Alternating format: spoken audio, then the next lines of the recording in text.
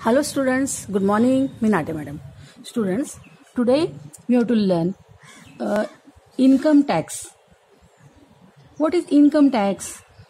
Levying of taxes or taxation?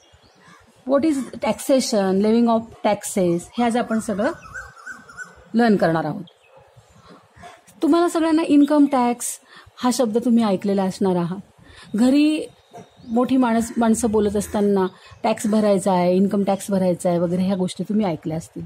तर आपण आज काय आहे इन्कम टॅक्स, कसा तो कॅल्क्युलेट करतात, तो कसा त्याची आकारणी कशी होते, टॅक्स म्हणजे कर हे तुम्हाला माहिती आहे. तर आपलं जे गव्हर्नमेंट आहे हे गव्हर्नमेंट काय करतं तर आपल्या इन्कमवरती टॅक्सेशन करत असतं. आता इन्कमवरच टॅक्स होतो का, आणखीन कुठल्या कुठल्या गोष्टीवरती टॅक्स आपल्याला भरावा लागतो हे आपण बघूया. Levying of taxes or taxation. The government makes many plan for the development of the country. गव्हर्नमेंटला कंट्रीची देशाचं डेव्हलपमेंट करण्यासाठी बरेच प्लॅन बनवावे लागतात.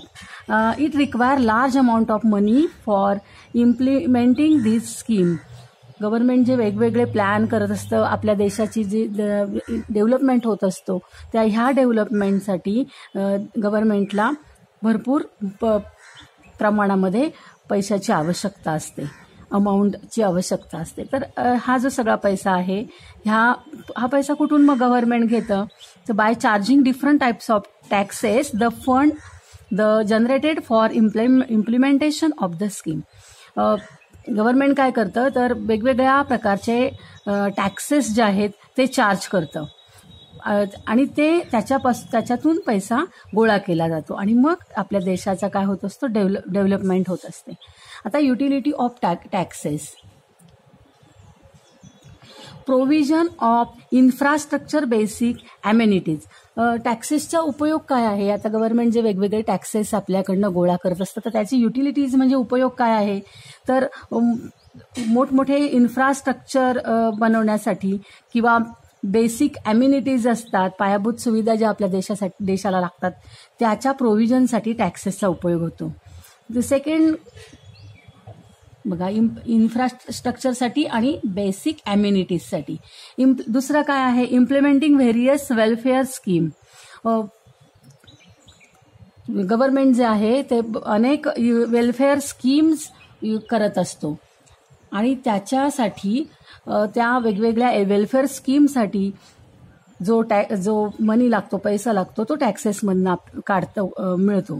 आता वेलफेअर स्कीम म्हणजे वेगवेगळ्या कल्याणकारी योजना असतात, म्हणजे गरीब लोकांसाठी, दारिद्र्य रेषेखालील लोकांसाठी किंवा मुलींसाठी किंवा अशा वेगवेगळ्या ज्या कल्याणकारी स्कीम्स असतात, वेलफेअर स्कीम्स असतात त्या टॅक्सेसमधून त्याचा पैसा गोळा केला जातो. थर्ड आहे implementing scheme of development and research in various field.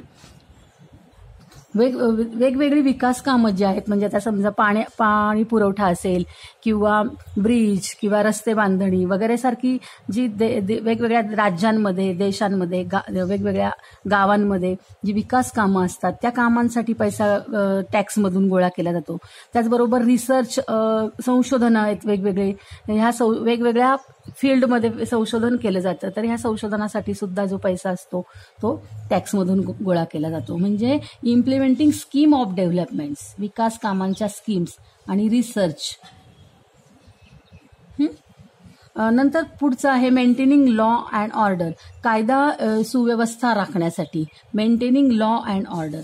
आता जर समजा काही नॅचरल डिझास्टर आलं किंवा दंगली झाल्या तर ह्या वेळेस कायदा सुव्यवस्था राखण्यासाठी मोठ्या प्रमाणामध्ये फोर्स बोलवावा लागतो. पोलीस फोर्स असेल किंवा आर्मी फोर्स असेल किंवा आणखीन काही त्याच्यासाठी गोष्टी कराव्या लागत असतील तर ते सगळं मेंटेन करण्यासाठी, कायदा सुव्यवस्था राखण्यासाठी सुद्धा भरपूर पैशाची आवश्यकता असते, तर ते सुद्धा टॅक्सेसमधनं गोळा केलं जातं.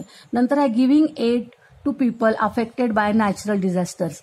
नैसर्गिक आपत्ती आली, समजा पूर आला किंवा आणखीन काही गोष्टी तर तिथल्या लोकांसाठी किंवा बिल्डिंग कोसळल्या तर ह्या लोकांना, ज्या लोकांवरती ते डिझास्टर येतं त्या लोकांना मदत करण्यासाठी सुद्धा टॅक्सेस, गोळा केलेला जो टॅक्सेस आहे तो यूज केला जातो. Defence of the country and citizens and it's citizen.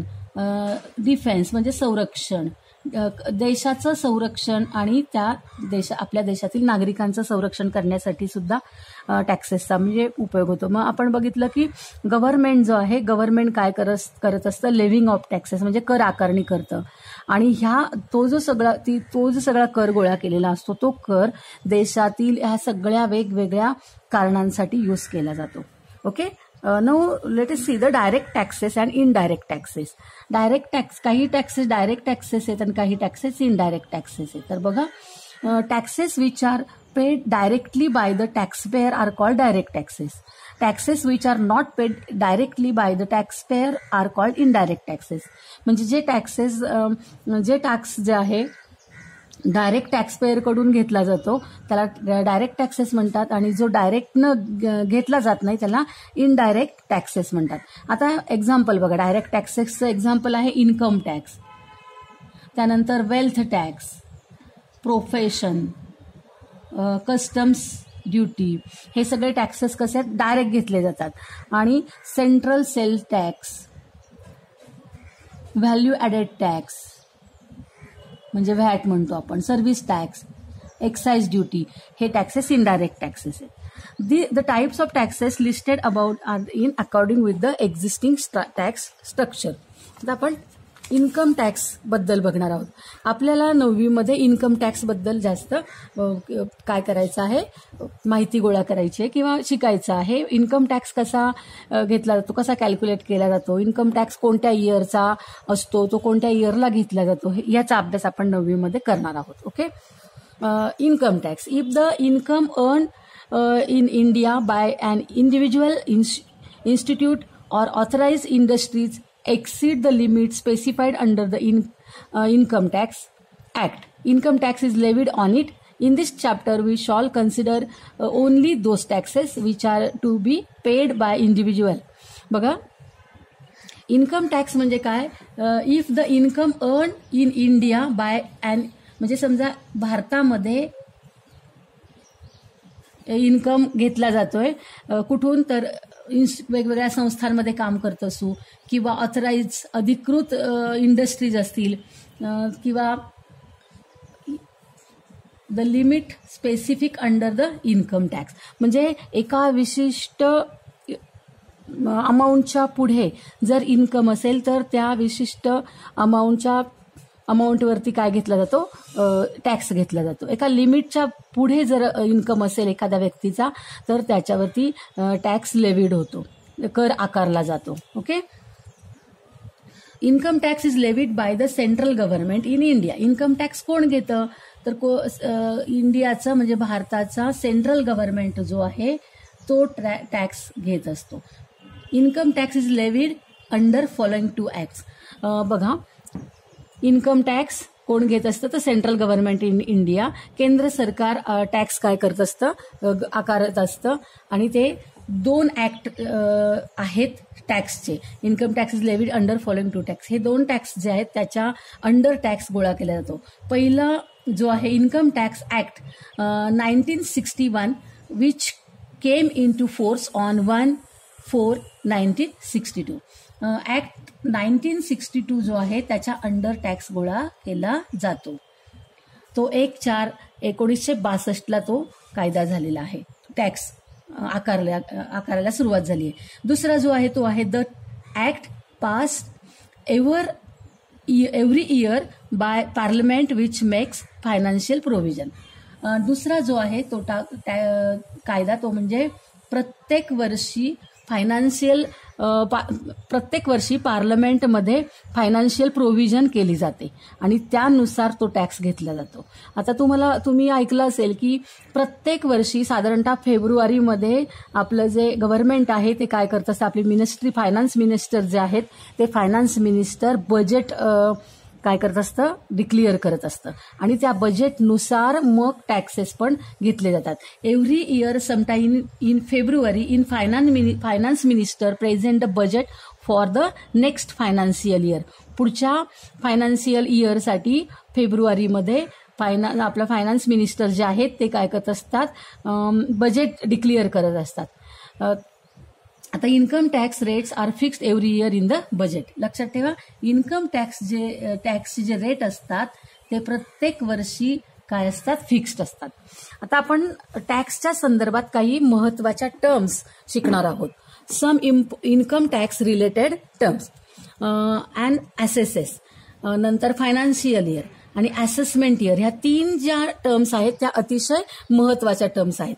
Assesses म्हणजे काय, any person liable to pay income tax according to the income tax rules is term and assessees. Any persons liable to pay income tax, कुठलाही मनुष्य जो income tax pay करण्यासाठी liable असतो आपल्या income टॅक्सच्या रूलनुसार, त्याला त्या पर्सनला काय म्हणतात, असेसेस असं म्हणतात. म्हणजे साधारणतः लक्षात ठेवा की जो पर्सन इन्कम टॅक्स भरण्यासाठी लायबल असतो त्याला म्हणतात असेसेस. आता फायनान्शियल इयर म्हणजे काय, the period of 1 year during which the taxable income has been earn is called a financial year. म्हणजे ज्या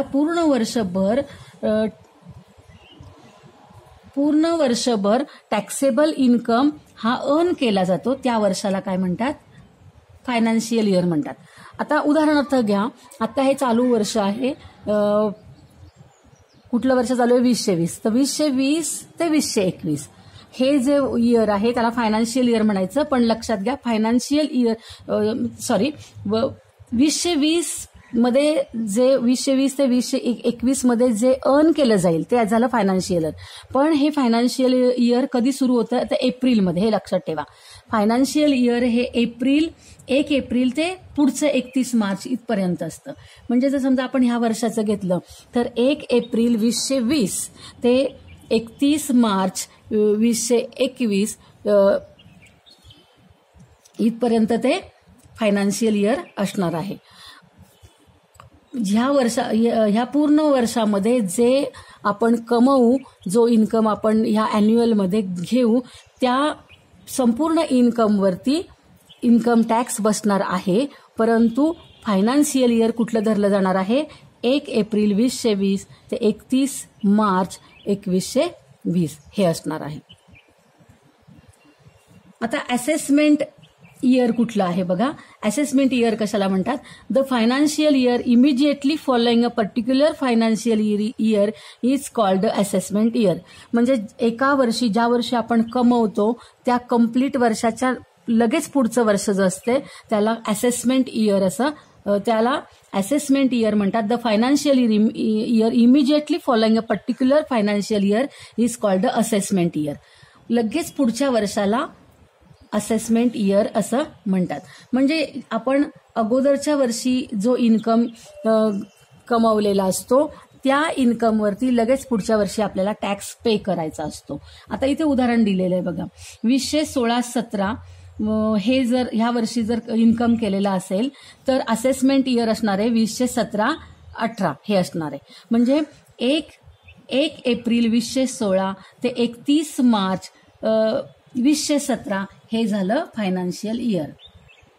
1 एप्रिल 2016 ते 31 मार्च 2017 हे जर फायनान्शियल इयर असेल तर त्याचं इन्कम टॅक्स आपल्याला कधी भरावा लागणार आहे, नेक्स्ट इयर म्हणजे 17-18 मध्ये. म्हणजे 16-17 हे जर फायनान्शियल इयर असेल तर 17-18 हे काय झालं, असेसमेंट इयर झालं.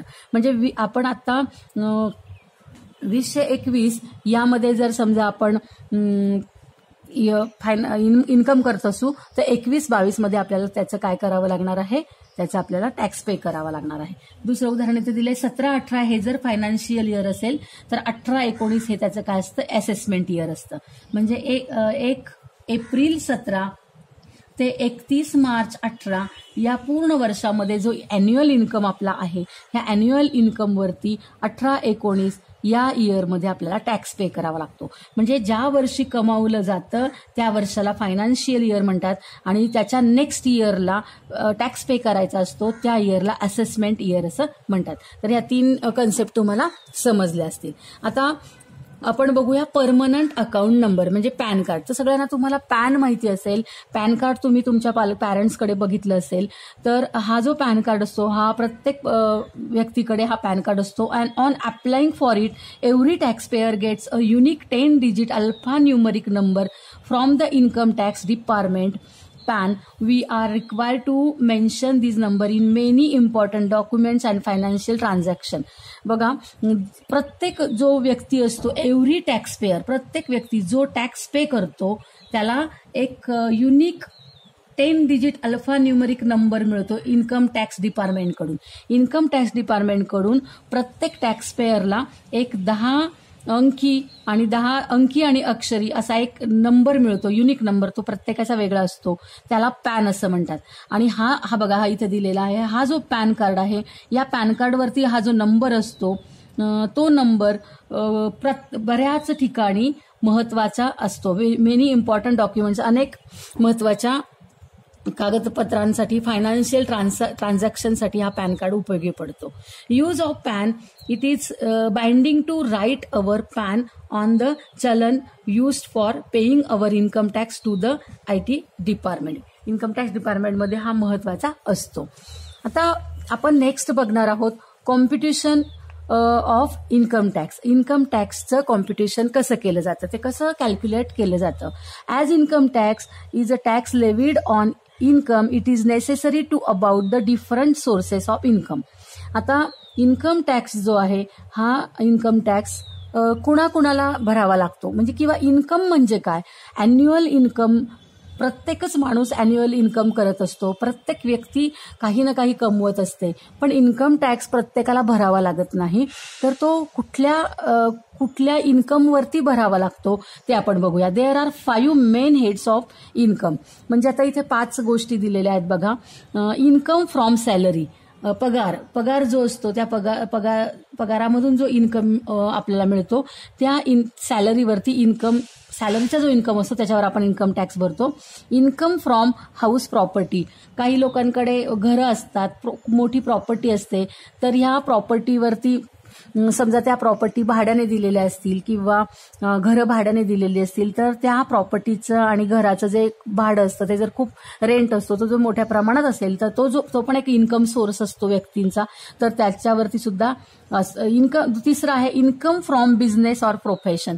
काही लोक बिझनेस करतात आणि त्या बिझनेसमधून ते इन्कम काय करत असतात, मिळवत असतात. म्हणजे काही लोक नोकरी करतात, त्यांना पगार मिळतो. काही लोकांची प्रॉपर्टी असते, त्या प्रॉपर्टीचा रेंट त्या लोकांना मिळत असतो.